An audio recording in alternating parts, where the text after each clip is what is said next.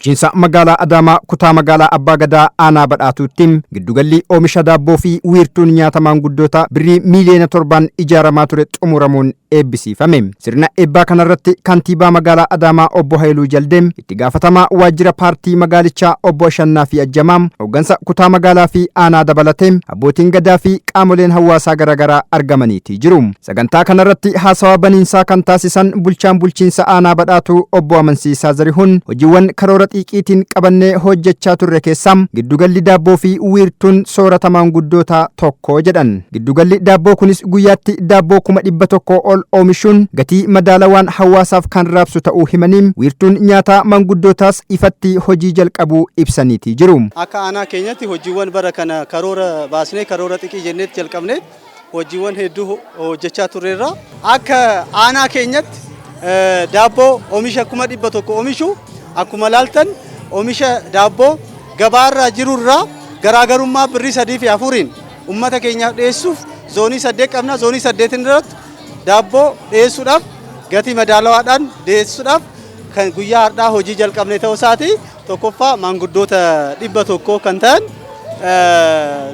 guyyaatti yeroo tokko nyaachuudhaaf warra rakkatan guyyaa hunda nyaachisuudhaaf guyyaatti jalqabsisneedha. Wiirtuu soorata maanguddootaa kanaanis dubartoota 28f carraan hojii kan uumame ta'us ibsaniiti jiru. Oomisha biddeena haadholee 28f biddeena oomishanii walitti hidhamiinsa gabaa isaaniif uumneet biddeena oomishanii maanguddoota kanas nyaachisanii carraa hojiinis isaaniif uumameera. Hojii raawwachiisaa olaanaan kutaa magaalaa Abbaa Gadaa obbo Yimanuu Tashoomaa galmoota gurguddoo 4 qabachuun wabii midhaan nyaataa mirkaneessuu fi fayyadamummaa uummataa mirkaneessuuf hojiin gurguddaan hojjetamuu himanii isaan keessaa giddugalli tolcha daabboo fi wiirtuun soorata maanguddootaa aanaa badhaatuutti hojjetame kun tokko ta'uu himaniiti jiru.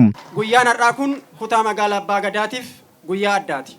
Wanti adda taasisu karoora xiiqii bara kana qabanne keessattiyyuu haala ittiin milkeessaa turree fi akkasumas fayyadamummaa uummata keenyaa karaa ittiin milkeessaa turre kan itti mirkaneessuudha waan ta'eef keessattiyyuu galmoota gurguddoo 4 akka magaalatti qabannee hojjechaa turre keessatti hojii gurguddaan hojjetamaa turuun isaa ni beekama. Kanaanis wal qabatee keessattuu fayyadamummaa uummata keenyaa gama hundaan gama hawaasummaatiin gama dinagdeetiin fayyadamaa godhuudhaaf hojii babal'aan hojjetamaa turee jira.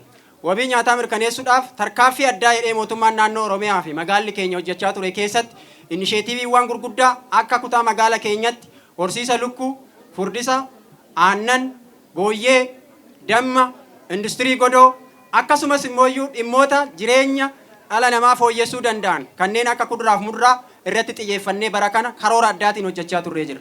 Karoora kana keessatti milkaa'ina gurguddaan kan galmaa yoo ta'u kan guyyaa har'aa kan argitanis keessattiyyuu namoota harka qalleeyyii ta'anii fi guyyaa tokko soorachuu hin dandeenye zoon irraa calallee karaa iftoomina qabuun tajaajila lammummaatiin akka fayyadamaa ta'aniif goonee jira. Kana malees bulchiinsa gaarii fi ammayyaa lafa qabsiisuu fi ismaartii Adaamaa milkeessuuf kutaan magaalichaa kutannoon kan hojjetu ta'us himaniiti jiru. E-gabarnaasii wajjin wal qabatee keessattiyyuu tajaajila si'ataa kennuu fi haala mijaa'aa uumuu wajjin wal qabatee akka kutaa magaalaa keenyatti hojii babal'aan hojjetamaa turee jira. Kanaaf tajaajilli hawaasni keenya sadarkaan irraa fayyadamu keessattiyyuu qulqullina akka qabaatu iftoominna akka qabaatuuf si'ataa akka ta'uuf yaadama ismaart Adaamaa kabajamoo kantiibaa keenya madde lafa qabsiisuudhaaf hojjetamaa kan jiru yoo ta'u kanaaf yaadamni ismaart Adaamaa waan dhaabbatu osoo hin ta'in kan sirna ta'ee itti fufaa jiru ta'uu isaati. Kantiibaan bulchiinsa magaalaa Adaamaa obbo Haayiluu Jaldeem karoorri imala badhaadhinaa fi galmi imala badhaadhinaa fagoo ta'uu himaniin kana milkeessuuf galmoota 4 qabatamaan hojiitti hiikuun murteessaadha jedhan. Akkuma kaa'ame karoorri keenya imala badhaadhinaa fedhii guddaa qabna. Galmi imala badhaadhinaas baay'ee fagoodha. Garuu akkaatuma karoora keenyan galma imala badhaadhinaa milkeessuuf magaalonni naannoo Oromiyaa galmoota 4 milkeessuu qabu.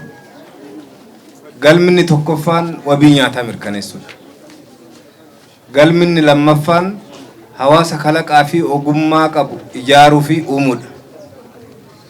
Galminni sadaffaan aadaa daldalaa, aadaa hojjechuu, yaadama interpreneurship uumuu fi baay'isuudha. Galminni xumuraa fi arfaffaan galmoota kaawwaniinis bu'uura ta'e kenna tajaajila mootummaa ammayyeessuudha gara e-governance ceesisuudha. Hawaasni keenya rakkoo keessaa ba'uu kan danda'u hojiilee mootummaan hojjetu deeggaruun yaada haaraa burqisiisuu fi nageenya isaa eeggachuudha jedhanii jiru. Aanaan badhaatu yaadama mootummaa cimaa qabaachuu hojiirra oolchuun hojii misoomaa gurguddaa hojjechuun keessumaa wabii midhaan nyaataa mirkaneessuuf hojiin inisheetivootaa giddugalli daabboo fi wiirtuun nyaata manguddootaa hojjetame kun fakkeenyummaa guddaadha jedhanii jiru. Aanaan kun yeroodhaa yerootti fooyya'insa gaarii irratti argama. Hojiiwwan karoorfaman rakkoo uummata keenyaa hiikuu danda'an keessattuu rakkoo tajaajila uummanni keenya qabu sarkaa aanaa irratti akka furamu kallattii kaa'ameen aanaalee akka magaalaa Adaamaatti sochii gaarii keessa jiran keessaa aanaan kun aanaa tokkodha. Hawaasnis hojiilee misoomaa fi nageenyaa aanittitti hojjetamaa jiru cimsanii akka deeggaranis dhaamaniiti jiru. Hojii misooma lukkuu, hojii misooma aannanii, hojii misooma industirii godoo keessattuu industirii godoo jiraataan aanaa kanaa hundi mana isaatti hojii eegaluu qaba. Ijaarsa gamoo aanaa badhaatuutiifis dhakaa bu'uuraa kaa'aniiti jiru. Jiraattonni wiirtuu soorata manguddootaa kanarratti gurmaa'uun hojjetan fayyadamoo ta'uu isaaniitiin jireenya isaanii jijjiiraa jiraachuu himaniiti jiru. Mana namaan uffata miicaa tureeyyuu amma aanaan keenya hojiin uumurraa baay'een itti gammade. Baay'een nu yaadachuun isaanii nuyi guddaadha. Gammachuudhaan nullee mana keenyatti gallee hojii gaarii dalagaa jira. Duraan hojii humnaa dalagna. Ani erga hojii humnaa na dhukkubeetiin hin dadhabee isa dhiise kana boonsaadhaan aanaa kiyyaa fi sabaaf sablammii jaalalaan gammachuudhaan irra bobba'ee galma gahuudhaaf dalaguudhaaf itti gammachuu qabna.